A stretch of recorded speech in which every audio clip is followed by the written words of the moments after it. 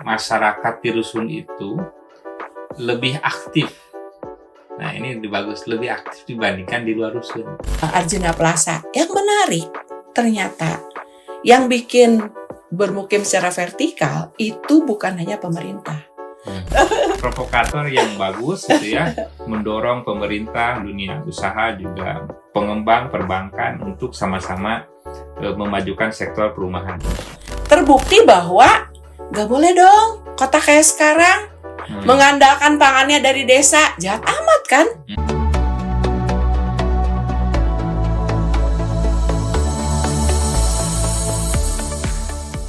Assalamualaikum warahmatullahi wabarakatuh.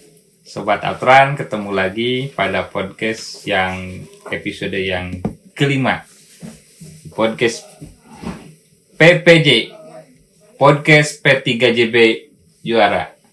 Kali ini alhamdulillah kita sangat bangga, sangat bahagia, sangat senang karena kita akan belajar banyak ya terkait rumah susun.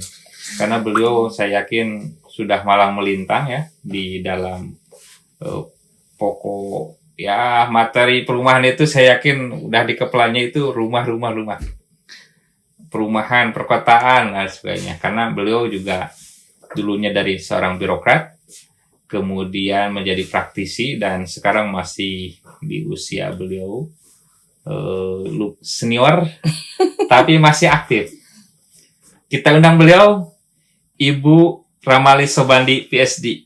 Assalamualaikum warahmatullahi wabarakatuh. Senang sekali UPTD P3JB Bu kedatangan Ibu. Selamat datang di P3JB. Ini adalah podcast yang kelima Bu. Kita memberikan insight kepada pemirsa Sobat Apran terkait dengan terutama pengelolaan rumah susun. Siap, oke. Karena P3JB ini diamanahi untuk mengelola rusun yang dimiliki oleh Provinsi Jawa Barat.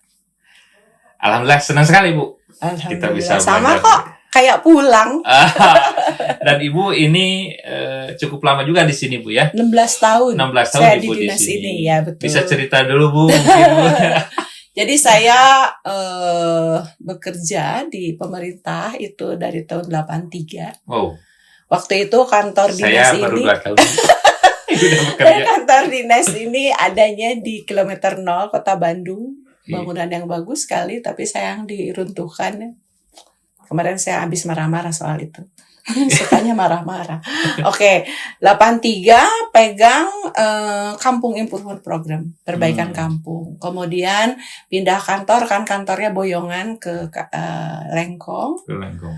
Oh Kak, ke Jalan Cianjur dulu, ke Jalan Cianjur. Yang sekarang Kota Bandung?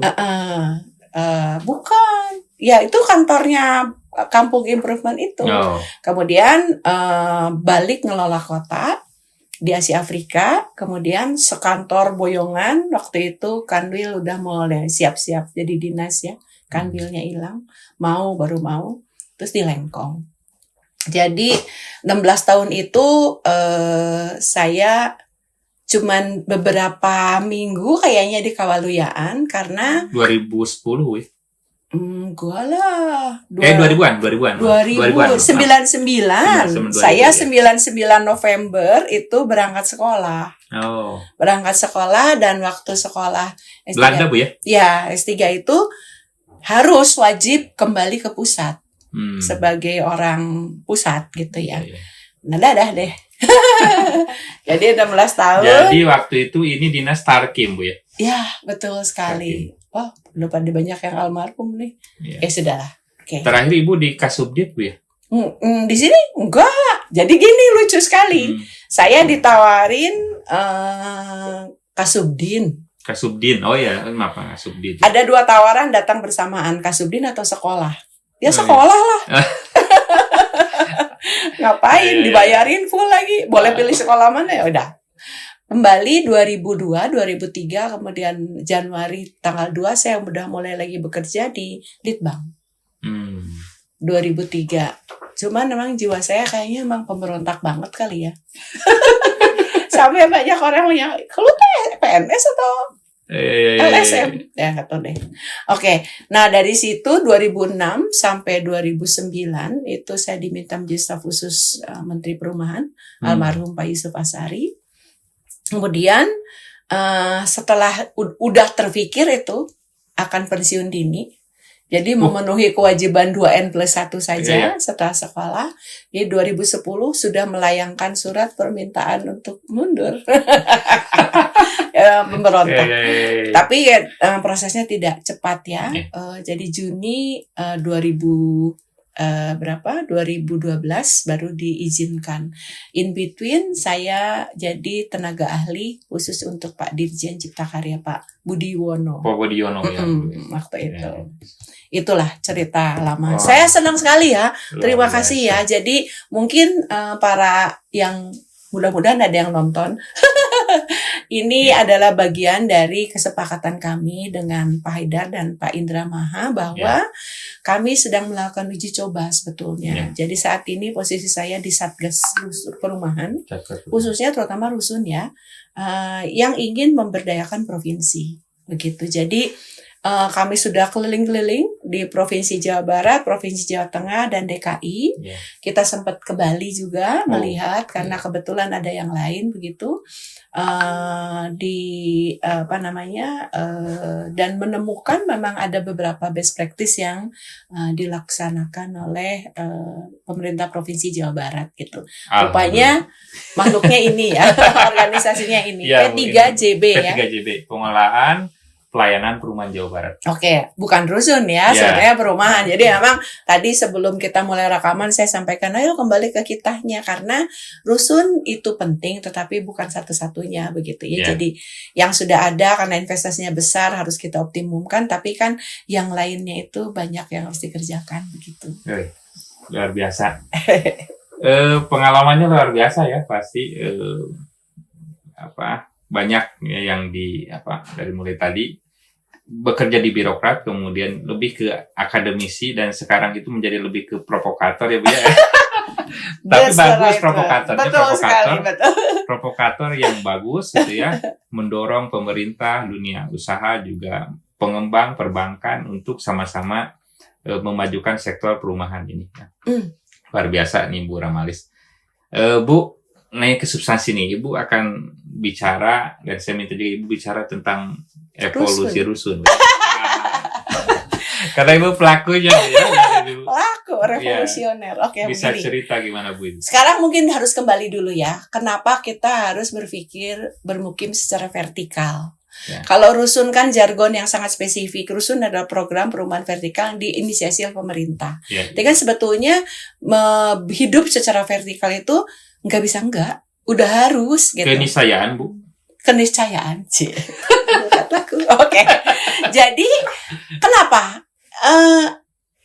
dunia ini kan nggak nambah luasnya gitu kan, manusianya nambah terus gitu, dan karena padatnya, karena bertumpang tindihnya fungsi-fungsi di dalam satu wilayah secara padat, itu kan yang jadinya kota ya. Ini memang agak berbeda. Kalau misalnya kita lihat undang-undang tentang kota, tentang perumahan permukiman, kota disebutnya adalah satu entitas permukiman di mana aktivitas ekonominya non pertanian. Menurut saya itu benar tapi tidak benar gitu ya. Jadi A, B, dan C tidak benar gitu. Bukan bicara, kalau dulu saya belajar juga gitu ya. Non pertanian, apakah itu jasa, industri, perdagangan. Padahal kan bukan hanya itu. Dan tidak seperti itu. Karena kalau seperti itu cilaka kita semua. Kenapa begitu? Jadi salah definisi gitu Bu dulu? Kayaknya begitu. Ini provokatornya keluar lagi. Oke, jadi kan gini, kita tahu bedanya kota sama desa apa? Pertama, gegek kata orang Sunda ya, padat banget begitu. Yang kedua, dia tidak homogen, aktivitasnya heterogen, orangnya heterogen, bergerak sangat cepat, dan dia bisa seperti itu karena infrastrukturnya mendukung, kan gitu ya. Nah, sekarang kan gini, ketika kita menghadapi perubahan iklim, ketika kita menghadapi kelaparan di mana-mana, ketika kita menghadapi neraca air yang negatif, terbukti bahwa gak boleh dong kota kayak sekarang mengandalkan pangannya dari desa, jahat amat kan?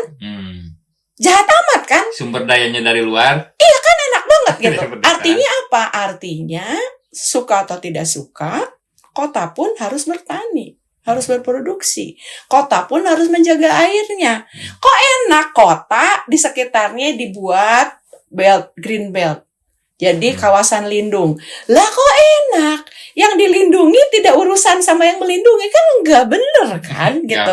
Enggak fair kan? Nah, ini menurut saya sudah banyak diduga oleh banyak pihak. Jadi itu bukan original saya ya. Kenapa saya bisa mengatakan seperti itu? Pemerintah Indonesia saat ini membangun ibu kota baru. Dan ibu kotanya adalah kota di dalam hutan. Ya, artinya apa? Kota ini sudah bertanggung jawab kepada upaya mengkonservasi dirinya. Nah, jadi pertanyaannya, terus kita gimana? Oke, tadi ini salah menjawab pertanyaan ini. Pertanyaannya kan evolusi dari rusun ya. Jadi ternyata rusun di Indonesia itu udah lama loh.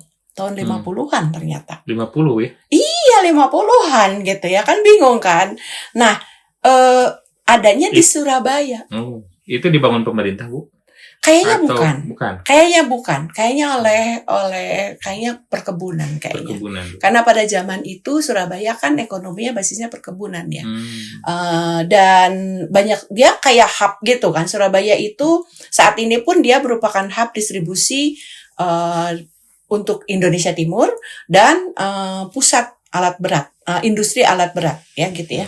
Nah, saat itu pun sudah seperti itu karena sebelum Batavia ditetapkan oleh Belanda sebagai main port ya, jadi pelabuhan inti di mana barang keluar masuk, orang sudah mengatakan karena karakteristik wilayahnya, karena kapasitas masyarakatnya, karena structure dari society-nya, itu akan menjadi pelabuhan terbesar di Nusantara. Mereka sudah memikirkan harus rusun, Bu. Itu pemikirannya, maaf ya Bu, kalau Ibu punya referensi, itu berdasarkan kebutuhan atau pemikiran ke depan bahwa ini memang...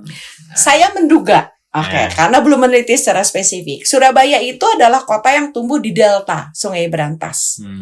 Lahannya sangat terbatas. Jadi saat ini pun lebih dari 50%-nya di bawah muka laut. Jadi pasti lahannya sempit. Jadi kemungkinan itu kebutuhan gitu ya. Nah, balik lagi. Kemudian ternyata ada satu di Bandung yang dibangun tahun 59. Saya juga nggak tahu belah mana. Flat Dago 104. Nanti harus kita lihat ya. Harus dilihat. Karena dibangun tahun 59 gitu ya. Harus tahu. Nah, kemudian ada di Jakarta Flat Deplu tahun 59. Saya tahu bahwa karena dulu saya sering diajak oleh ayah saya almarhum ke dinas DPMB, perumahan dan bangunan ya. Itulah itu. Ada di belakang ITB, bagian dari PU untuk riset perumahan dan permukiman.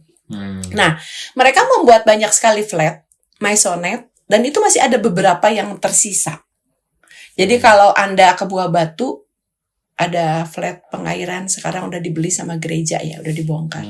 Kemudian ada di Turangga, ada di Jalan Patuha atau apa itu? Kalau di Bandung tuh banyak sebetulnya jejak-jejaknya. Sarijadi. Ada itu sebenarnya rusun-rusun dulu. Ya, itu yang harus kita cek. Kenapa? Begini, pemerintah menetapkan bahwa bangunan yang dibangun oleh pemerintah itu umurnya paling tidak 25 tahun kan? Ya. Kalau itu dibangun tahun 60-an saja, berarti dia udah 60 lebih kan? Ya. Nah, berarti kita harus tahu mana yang berhasil, mana yang bertahan, mana yang tidak. Ya. Lesson learned. Kalau nggak kita belajar, kita lebih bodoh dari keledai kan? Gitu kira-kira. Oke, balik lagi. Nah, yang dibikin oleh DPMB itu banyak yang antara 70-an ya. Tahun 70-an begitu ya. Jadi, tapi itu pantas lah untuk dilihat. Kemudian yang banyak berusaha membangun rusun atau merekomendasikan berumah secara vertikal itu Jakarta. Sama kan? Dia tadinya rawa. Kemudian urbanisasi yang sangat tinggi. Orang datang macam-macam ke sana kemari, bertumbuk-tumbuk masalah segala macam. Kalau orangnya jauh dari tempat kerja, berarti kemacetan, mobilitas tinggi. Jadi didekatkan gitu kan. Prinsipnya rusun kan seperti itu gitu. Jadi jangan sampai deh Jawa Barat mengusulkan rusun yang di antah-berantah gitu ya. Dia harus di pusat-pusat kegiatan. Oke. Nah, ini ternyata banyak sekali di Jakarta, Klender, kemudian ada di Arjuna Plaza. Yang menarik ternyata yang bikin bermukim secara vertikal itu bukan hanya pemerintah. Pemerintah memang di era 70-80 lumayan jor-joran karena punya uang banyak. Uang dari minyak, oil booming. Waktu itu saya kerjanya di Kampung Improvement Program. Bisa-bisa tambahan anggaran di bulan, waktu itu kan mulainya kita Maret ya. April ke Maret. Di bulan September, Oktober itu bisa 2 kali lipat yang original gitu. Saking duitnya berlimpah ruah gitu. Tapi balik lagi. Nah, jor-jorannya pemerintah itu diikuti oleh karena market mulai booming, ekonomi stabil dan sebagainya, apartemen dari swasta. Itu mulai tahun 70-an, 80-an begitu ya. Ini waktu menyiapkan materi ini saya jadi baca, ternyata hati-hati juga nih kalau kita menyusun kronologis. Ada satu dokumen yang diobral di internet juga bahwa itu hoax katanya gitu ya. Tapi saya berusaha untuk tidak hoax nih ya. Oke. Nah, di luar Jakarta, balik lagi tadi pembicaraan kita sebelum podcast. Di Jawa Barat itu tuh ada di Cikarang, Karawaci dan Amartapura. Itu sekitar Karawang juga. Itu dibangun tahun 93, 94 sampai 97. Karawang ya, Karawang. Harus kita cek. Harus kita cek karena kita harus belajar ya. Jadi kan gini, tidak benar bahwa dinas itu hanya mengurus aset milik negara. Karena tanggung jawab dinas perumahan permukiman, tanggung jawab Anda sebagai pengelola rusun harus mengelola rusun atau perumahan yang ada semua. Kami mengusulkan ke pemerintah pusat bahwa perumahan permukiman kalau mau benar, kalau mau mensejahterakan penghuninya harus dilihat sebagai ekosistem. Makanya saya tidak menutup diri hanya rusun karena kita juga harus belajar di apartemen gitu. Kenapa kita sibuk belajar ke Singapura, apartemen di sini kita nggak pernah pelajarin gitu kan? Harus kita pelajari yuk, Oke, baiklah. Lanjut ya. Nah, ternyata di era-era kedua ya, kalau kita katakan itu era kedua, itu ada di Surabaya dan Medan. Ini menarik dari sudut perkotaan. Kenapa? Kalau dianggap rusun itu gejala bermukim secara baru begitu ya, munculnya hanya di Jakarta, di Bandung, di Surabaya, di Medan. Nah, kenapa kan?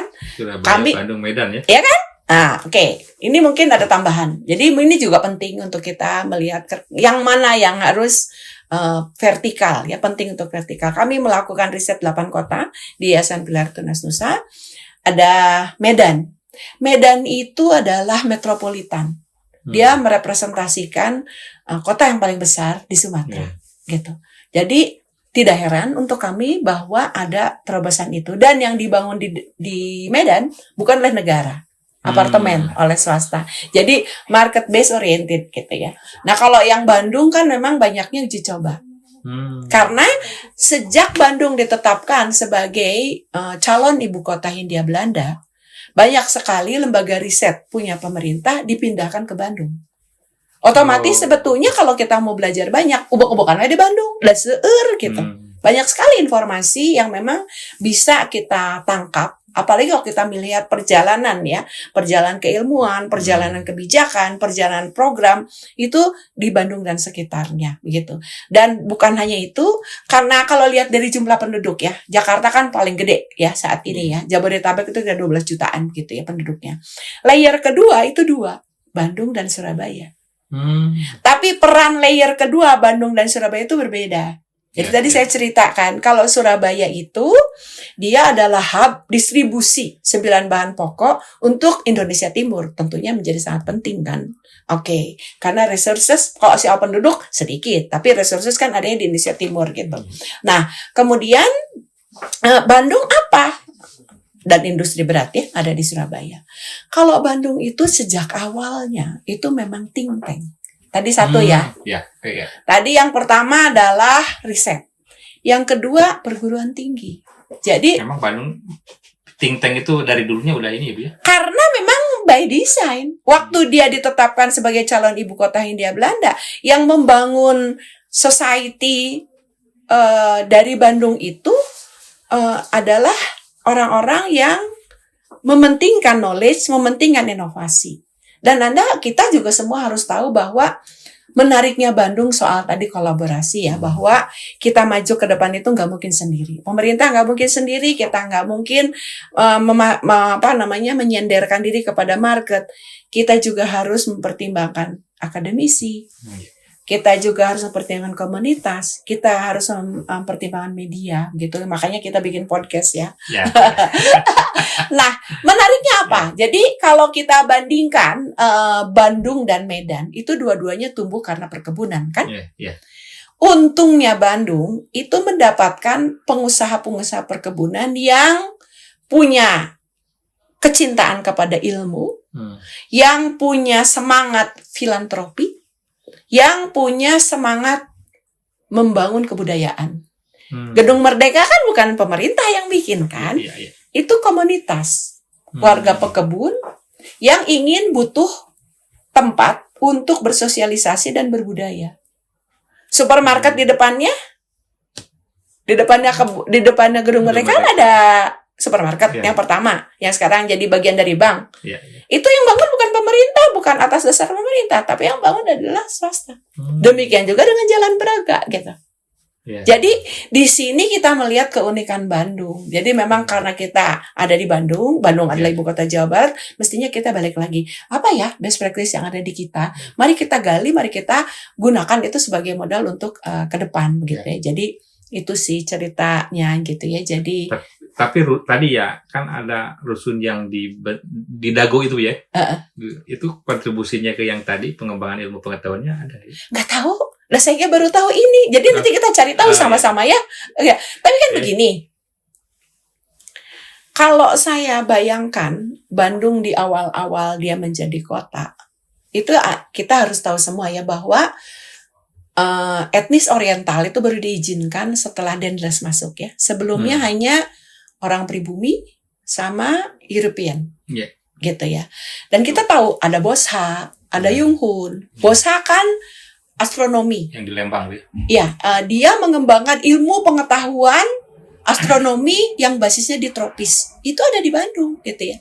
Kemudian Yunghun, dia membangun kina. Suatu ketika 90% lebih produksi kina itu disiapkan di sini karena penelitian Yunghun dan teman-teman.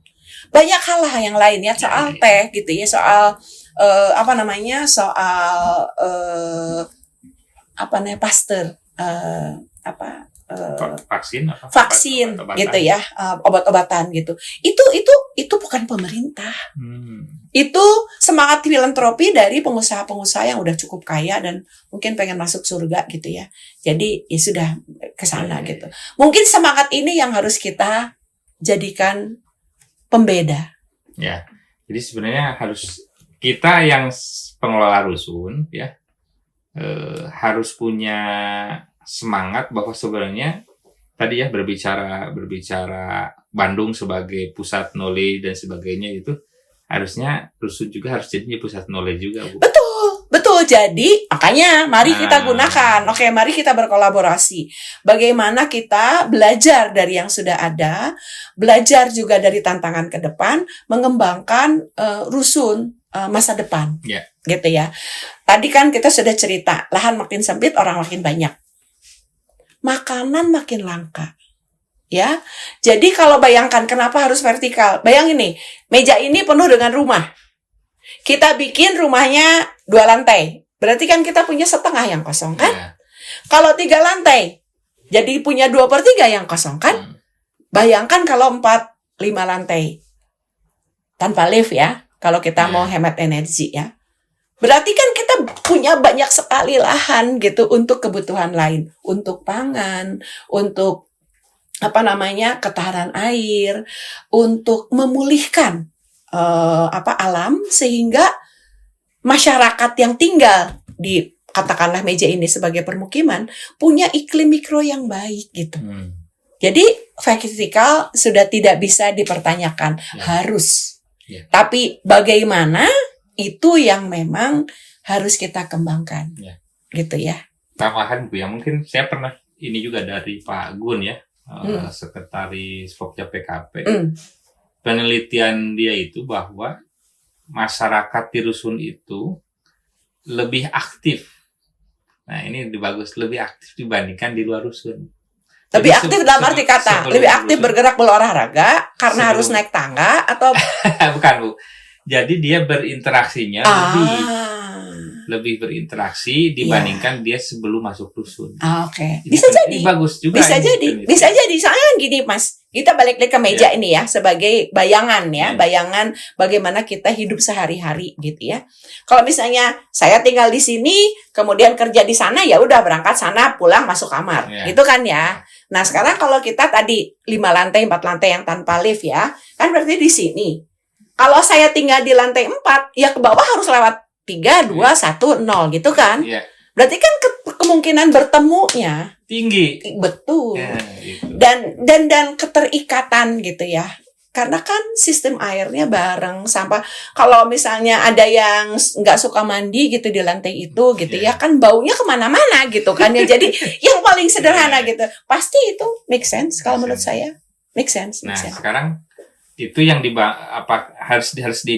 harus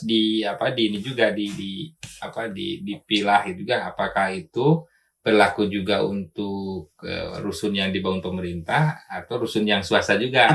Apartemen bisa jadi di apartemen tidak terjadi seperti itu, bisa jadi, Bu. Di sini menurut saya peran dari akademisi. Profesional gitu ya. Kalau kita perhatikan trajektoris dari flatnya punya Singapura, flat pertama dan yang generasi sekarang, ya, yang generasi sekarang itu betul-betul sudah kembali seperti yang saya ceritakan tadi gitu ya. Mereka disiapkan kebun. Mereka disiapkan ruang sosial, mereka disiapkan co-working space begitu ya. Karena memang didorong untuk mengurangi mobilitas di luar bangunan itu. Kenapa? Kita tahu perubahan iklim itu di dalam kota yang paling parah karena apa? 1, mobilitas manusia dengan kendaraan yang fosil begitu. Yang kedua, material, bahan bangunan, kemudian tidak adanya pepohonan karena tutupan lahan dan pilihan material lain yang ada di kota itu, kepadatan. Begitu. Nah, jadi memang kalau menurut saya, kita kalau saat ini melihat hubungan sosial, interaksi sosial, kohesi sosial di apartemen itu buruk, maka kita harus ngobrol sama perancang-perancang. Menunjukkan kepada yang punya uang, yang punya modal, yang membangun apartemen itu bahwa itu bukan society yang kita harapkan di masa depan. Dan itu kita harus mampu kemas, mempunyai nilai jual lebih daripada cuma kotak-kotak yang meminimalisir interaksi. Ini penting juga, ini harus sampai informasi ini pada developer rusun ya, atau apartemen. Artinya mendesainnya itu ya harus manusiawi ya, Bu ya. Betul. Dan bukan hanya sekedar memberikan hunian untuk dirinya sendiri itu ya. Betul. Tapi untuk komunitas juga, untuk kelangsungan berbudaya gitu. Betul. Memperhatikan itu. Karena Anda menyampaikan itu soal apartemen, saya jadi ingin kembali ya. Indonesia sebagai bangsa sudah meratifikasi SDGs. Artinya, siapapun warga Indonesia, KTP-nya manapun, itu berhak mendapatkan rumah layak. Dan ternyata, kelayakan pertama yang memang diminta oleh masyarakat itu adalah secure tenure. Bahwa dia yakin tinggal di sana itu aman. Nggak diusir tiba-tiba, nggak tiba-tiba harus bayar nggak jelas, nggak tiba-tiba aset kalau dia dimiliki tiba-tiba hilang nilai gitu. Kasus yang terjadi banyak sekali di rusun. Itu kan gini, waktu desainer menerima atau arsitek menerima permintaan untuk pekerjaan dari bohir pemerintah, itu pakai asumsi 3-5 tahun mereka keluar. Ya kan? Nah, saya keliling ke 3 provinsi lah terutama tadi, jarang sekali tuh yang graduate seperti Anda bilang. Umumnya bahkan sampai dia sudah tua, dia turun milih bikin warung di bawah rusun di lantai yang sosial ekonomi itu, rusunnya dia serahkan ke anaknya dan cucunya. Seperti itu. Jadi kita harus balik lagi nih. Kebijakan bermukim secara vertikal dari aspek secure tenure seperti apa? Ya. Kalau masnya lihat atau akangnya lihat di media tentang pertengkaran apartemen antara asosiasi penghuni Ya. dengan developer, sering sekali menyangkut soal lahan. Soal ternyata lahannya bukan sertifikat hak milik tadinya. Sehingga ketika HGB-nya habis, tiba-tiba penghuni yang sudah lunas harus membayar untuk perpanjangan yang tidak betul gitu. Jadi kepastian itu yang harus betul kalau menurut saya. Jadi memang kita melihat ke masa depan bagaimana kita bermukim secara vertikal, tetapi dari sudut masyarakat, nomor satu secure tenure menjadi kunci. Dan itu menurut saya terkait dengan soal keadilan ya. Orang yang sudah susah payah, cincin segala macam tiba-tiba harus keluar. Itu menurut saya pemerintah harus hadir di situ gitu. Jadi itu menjadi PR kita yang karena ini juga bagian dari arah pengolahan apartemen transit di Jawa Barat, Bu. Oke. Jadi kita itu apartemen transit itu idealnya, Bu, menyiapkan masyarakat transit untuk ini. Kemudian jadi kan masanya masa persiapan. Mereka bisa memiliki lagi hunian tapi yang sifatnya vertikal. Tsunami. Oh gitu ya, rusunami. Saya pikir tadi sampai kaget tadinya. Soalnya transit dari landed ke rusun, udah vertikal nih. Ya. Kemudian mereka didorong untuk beli landed lagi, enggak ya? Enggak, idealnya. Idealnya enggak kan, harusnya. Karena sudah terbiasa. Masalahnya marketnya untuk rusunami aman enggak? Ada enggak? Nah, itu yang harus dibangun.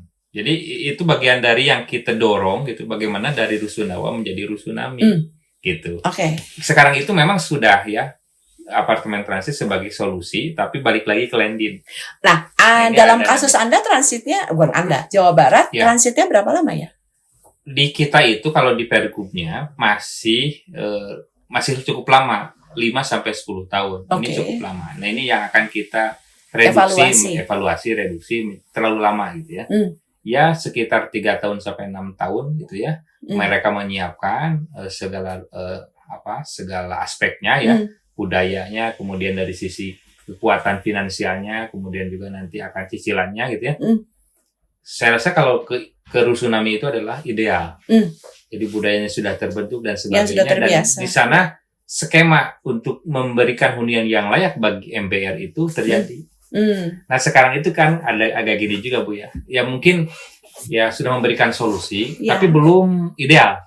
Artinya kita memberikan hunian yang layak, menyiapkan masyarakat mendapatkan hunian secara sendiri, artinya menyiapkan mereka mandiri. Siap. Tetapi baliknya ke landed, dan ternyata landed itu jauh dari tempat kerjanya. Itu yang terjadi. Itu yang kurang idealnya itu. Tapi apapun itu, setidaknya mereka sudah mandiri, Bu. Oke. Sebenarnya begini ya, saya kebetulan tahu bahwa pemerintah pusat itu mengajak pemerintah Kota Bandung untuk membuat rusunami ya. Cisaranten ya. Cisaranten. Ya. Nah, kelihatannya memang provinsi belum diajakin ya. Sudah kalau ngobrol-ngobrol. Oh, ngobrol. Oke. Kayaknya mungkin perlu lebih agresif ya ngobrolnya, karena memang kan Anda membutuhkan rusunami untuk mendorong kelulusan dari penghuni dari apartemen transit yang punya Jawa Barat. Hitung-hitungannya di harga, Bu. Betul. Ya, betul. Tetapi kan balik lagi sebetulnya soal kehadiran pemerintah ya. Harga jatuhnya mahal karena dia di lokasi. Padahal memang perumahan vertikal itu memang layak dan baik bukan hanya untuk dirinya tapi untuk kota dan semua aktivitas di dalam kota karena lokasi yang tepat. Ya, karena di perkotaan. Ya betul. Jadi suka atau tidak suka memang harus ada semua orang kayak ikut bukan bertaruh ya, berkontribusi lah kepada perubahan. Betul. Nah, tapi juga mungkin saya jadi keingetan nih, harus juga disampaikan rusunami yang akan datang adalah rusunami bukan yang old school ya, harus yang generasi baru. ya, yang menyediakan sebagian dari kebutuhan pangannya, yang membangun budaya kohesinya lebih intens gitu. Jadi melanjutkan temuan Mas Gunawan, by design memang mereka disuruh gotong royong begitu ya, memenuhi kebutuhan paling tidak sayur 250 gram sehari per orang dan buah-buahan 150 gram sehari per orang, sehingga mereka bisa lebih menggunakan pendapatannya untuk membangun hidup yang lebih baik dan lebih produktif gitu. Barangkali seperti itu ya. Ideal gitu? tuh, Bu. Tantangannya apa sih kira-kira sebetulnya kalau mau seperti itu? Iya. Nah, tantangannya gimana, Bu? Gimana tantangannya? Bicaranya nanti tantangan berarti kan? Jawa Barat dan Indonesia berarti. Oke. Baik, kalau ditanya Jawa Barat kan gede ya, 27 kabupaten kota. Di mana kita harus mulai? Oke, saya tahu bahwa ada 4 lokasi prioritas Jawa Barat. Nomor 1 adalah kawasan di sekitar Jakarta, Jabodetabek. Jadi buffer ya, sebagai daerah-daerah buffer. Dan dia sekarang sudah, kalau orang mah geus hareeng, nyeri beuteung, mencret dan lain-lain begitu ya. Dari konteks permukiman ya. Karena emang selama ini kayaknya kita belum secara intensif membangun ekosistemnya. Ini kelihatannya harus segera kita tolong gitu ya. Jadi kalau emang rusun kayaknya di sana kita harus maju begitu ya. Yang kedua adalah Metropolitan Bandung. Ini menurut saya juga PR yang cukup besar untuk Jawa Barat. Nomor 1 ibu kota. Nomor 2 secara natural dia benar-benar sudah melampaui ambang batasnya. Ya. Dan kalau kita perhatikan bagaimana governance ya, bagaimana tata kelola pemerintahan, tata kelola kemasyarakatan di cekungan Bandung sedang sakit. Kepala daerah berapa yang berturut-turut ditangkap? Itu kan sakit ya. Bukan berarti bahwa semua dinasnya jelek, enggak gitu. Itu kan orang satu ya. Sistem kan berjalan. Tapi artinya apa? Karena ada persoalan itu, KBB, Cimahi, Bandung, Kabupaten Bandung, udah ya, sebagian Sumedang ya.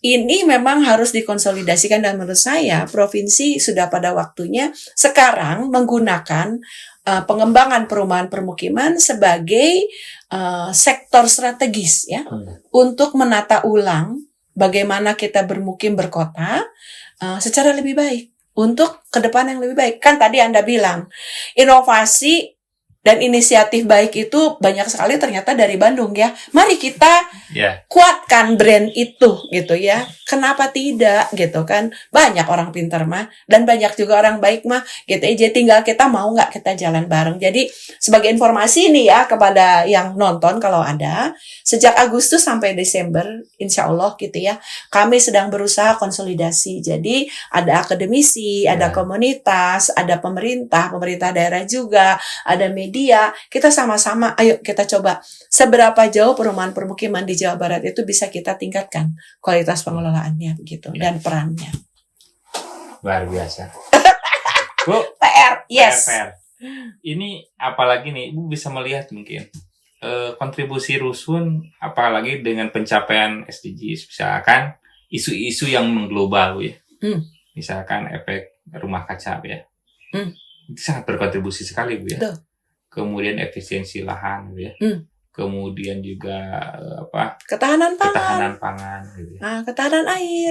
Iya kan? Jadi gini, kenapa bermukim secara vertikal? Saya tidak katakan rusun ya. Saya saja, tapi rusun, apartemen, flat, bahkan kalau Bapak lihat, Akang lihat gitu ya. Masyarakat yang membangun rumahnya sendiri. Lepas itu tidak ada izin atau dia di tanah liar gitu. Mereka juga sudah vertikal kan, 2 lantai, 3 lantai gitu ya. Pernahkah kita teliti teknologi yang mereka gunakan? Tidak, itu menurut saya agak-agak salah juga. Oke, balik lagi. Kenapa vertikal lebih lebih bisa kita pilih, lebih punya potensi untuk bermukim di dunia yang terbatas ini di masa depan. 1, menghemat lahan. Artinya beban kepada alam dikurangi. Artinya secara bertahap kalau ada program, kan rusun nggak pernah jut aja begitu ya, atau apartemen jut, tapi ada sekitarnya. Kalau kita tata sekitarnya, manfaatkan secara optimum sekitarnya, itu bisa merecovery ya, meregenerasi stabilitas alamnya begitu ya. Oke. Yang kedua, kalau kita mau bicara efisien air. ya kan? Karena dia vertikal untuk recycling, untuk menampung bersama-sama, untuk mengolah sebelum membuang ke badan air secara sangat-sangat hati-hati, itu sangat memungkinkan. Ya kan? Oke. Kemudian apalagi? Tadi soal ketahanan pangan. Saya ya sejujurnya waktu pertama kali orang berbondong-bondong nyoba MRT, kemudian nongol-nongol, wah foto-foto gitu, saya keluar di setiap stasiun yang saya lihat adalah atap, dan saya membayangkan atap itu penuh dengan tanaman pangan. Betapa banyaknya makanan yang fresh, direct kan, ditanam di atas langsung dikonsumsi di bawah gitu kan, di halamannya. Bisa langsung dibikin microfood urban forest ya. Itu memenuhi tadi 250 gram sehari asupan pangan dan 150 gram sehari buah-buahan. Keempat, kesehatan. Anda tahu kan, sepertiga anak-anak saat ini yang lahir itu terkena stunting. Stunting itu adalah kondisi di mana ibu hamil, ibu menyusui sampai anak di bawah 2 tahun, 1000 hari pertama, itu kekurangan nutrisi, 1. Kedua, terkena mencret, diare, ispa karena lingkungan yang kurang higienis. Yang ketiga, pola asuh yang kurang baik. Yang keempat, karena memang kawin terlalu muda.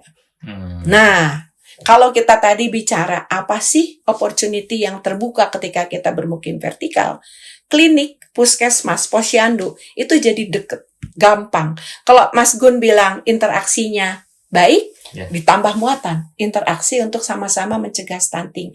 Kan gini, kalau ibu bapaknya kerja, biasanya dititipkan ke nenek kakek. Nenek kakek dengan old school. Tapi kalau ini kan campur, ya kan? Nah, pusat-pusat penitipan anak, klinik, pusat komunitas itu bisa menutup kekurangan atau melengkapi pola asuh dari orang tua dengan sesuatu yang kita kerjakan secara komunal. Jadi itu semua jadi lestari ya. Banget gitu. Belum lagi kita cerita remaja. Jadi kasus nih, kita kan bikin punya pusat pencegahan stunting di Rancaikek. Bayangkan, anak umur 15 tahun baru mau ulang tahun sudah hamil 8 bulan. Jadi persoalan remaja itu menjadi kunci. Nah, langsung rame dong. Wah, di rusun lebih gawat dong, gampang interaksi. Nah, itu kan kalau tidak ada program. Kalau kita tambahkan di lantai bawah tuh rusun pemerintah suka ada ruang sosial, ruang itu kan umumnya kosong kan, gitu. Tinggal ditambah gitu. Memang waktu saya bicara seperti ini kepada teman-teman PU, tapi kan di luar tupoksi. Gitu kan? Itu Bu. Tidak bisa seperti itu. Kalau kita mau maju sebagai bangsa, aturan kita bekerja di bidang kita, iya. Tapi dalam aturan itu sudah terbuka banyak jendela di mana kita bisa berkolaborasi. Masalahnya niat untuk etawe gitu persoalannya. Dan ini harus disampaikan kepada desainer, kepada perancang, kepada yang nyusun anggaran, kepada yang menggolkan anggaran, kepada yang menerima aset untuk dikelola gitu loh. Jadi kita harus sama-sama dalam satu platform. Kita mau kemana? Pesannya adalah mau rusun, mau rumah vertikal, mau yang landed, perumahan permukiman itu harus dibangun dalam satu ekosistem. Lengkap. Jangan lupa kita bicara manusia bukan bata. Jadi memang elemennya harus lengkap gitu. Artinya memanusiakan manusia. Betul. Jadi walaupun tanggung jawab dinas ini permukiman. Tanggung jawabnya adalah menyiapkan sarana dan prasarana KPU-an. Itu harus diingat. Kita jadikan itu prasarana dan sarana kalau digunakan. Dan alhamdulillah di Aprans kita Bu P3JB sudah mencoba Bu. Siap. Dan kita akan kerjasama ya, mudah-mudahan ya. Siap dengan Tunas ini juga kita akan kerjasama. Tunas Nusa ya. Tunas kan ya kecil-kecil, Nusa itu kan bangsa ya. Oke. Kita dari sisi aspek kesehatan kita kolaborasi dengan puskesmas. Kita ketemu di Batu Jajar itu. Ada. Kemudian dari sisi ekonomi kita dengan Indak dan UMKM Bu memberikan pelatihan. Pas saya pameran ini saya ditawarin makanan. Ini buatan dari warga rusun gitu kan. Oke. Kemudian juga dari sisi pembinaan anak, ya, kita berkolaborasi dengan DP3 AKB. Jadi ada kegiatan-kegiatan sosialisasi kepada anak. Ada FAD ya, Forum Anak Daerah. Ya, di rusun juga. Kemudian dari sisi pengetahuan, di tiap rusun itu sudah disiapkan yang namanya kotak literasi cerdas oleh CER dari Dispusida, ya, kerjasama. Jadi kita di Pemprov itu, ya alhamdulillah, dengan semangatnya kolaborasi itu sudah bisa menyediakan, artinya meskipun kita hanya tupoksinya itu istilahnya menyediakan hunian saja, tapi kita mengkolaborasikan tupoksi lain itu masuk ke rusun. Gitu. Siap. Gitu. Nah, memang pengalaman kami ya di beberapa titik yang kita dampingi, sarana dan prasarana itu penting, Pak. Tetapi pesan kunci, mau kemana kita, apa yang ingin kita capai, ternyata itu kunci, ya. Dan menemukan orang yang tepat itu utama.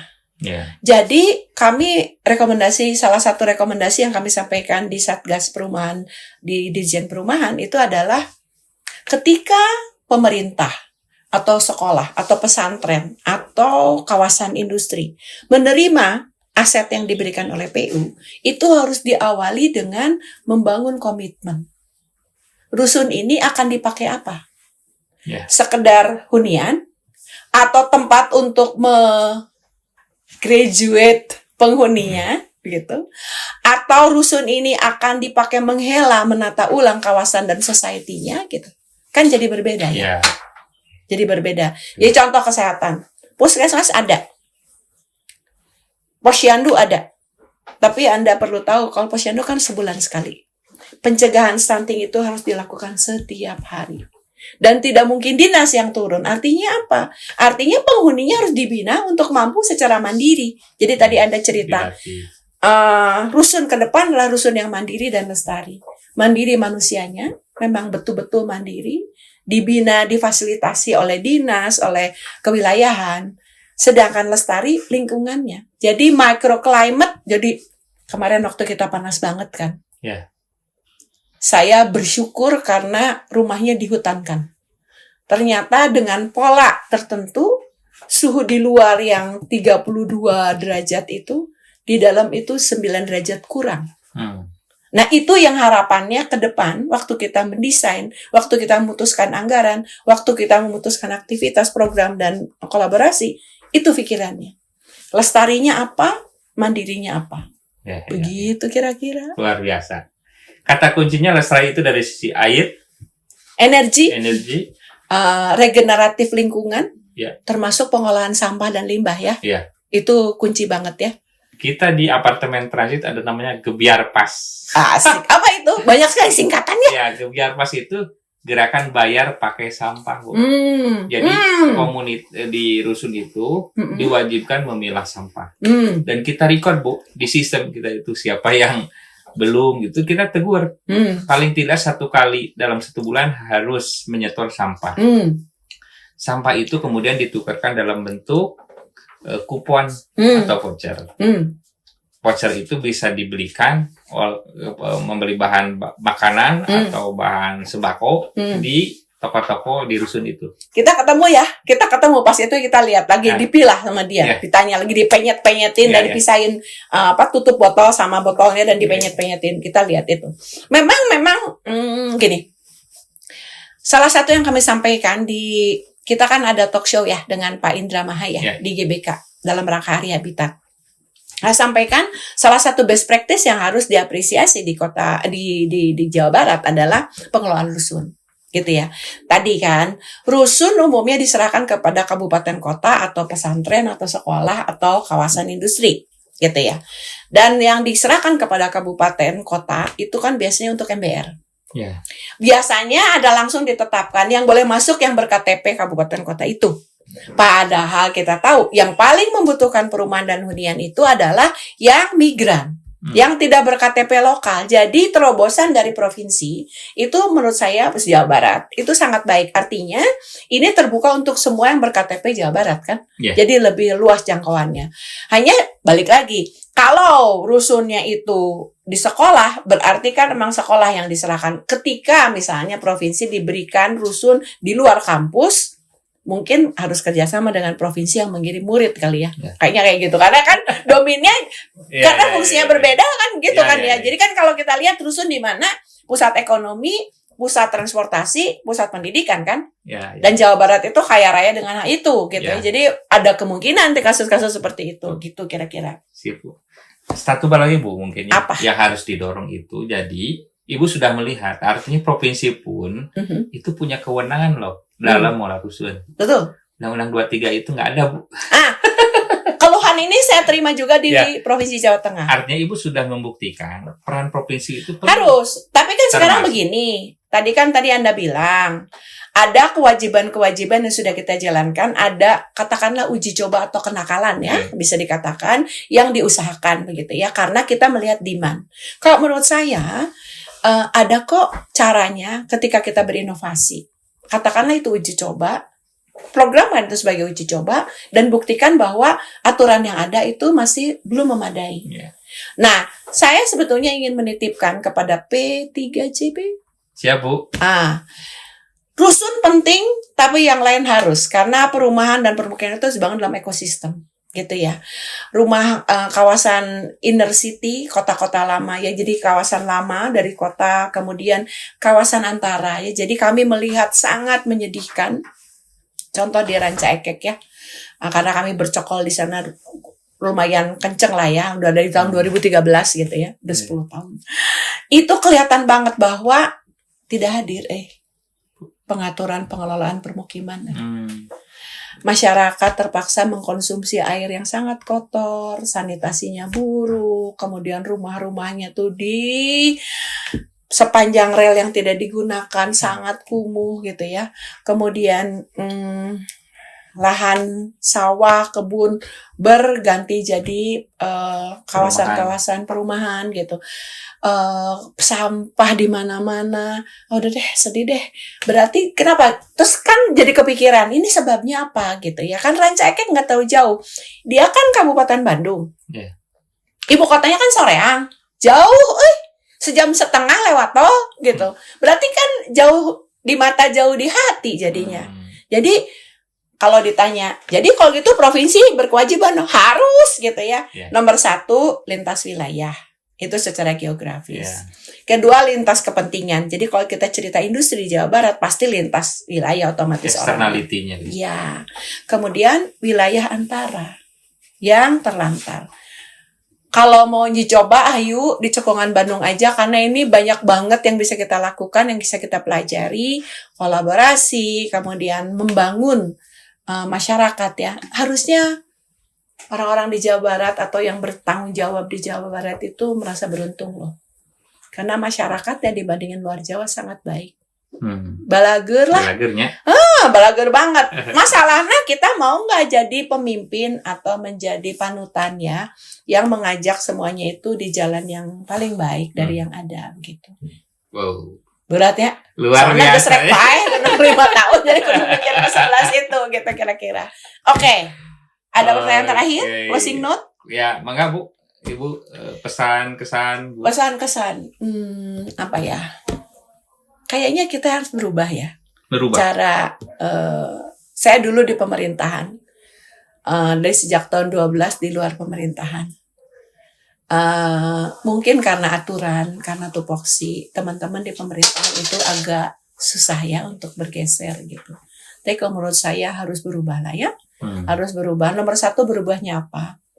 Kolaborasi. Yeah. Kolaborasi vertikal dengan teman-teman di kabupaten kota, dengan pemerintah pusat, itu kayaknya urgent deh, gitu.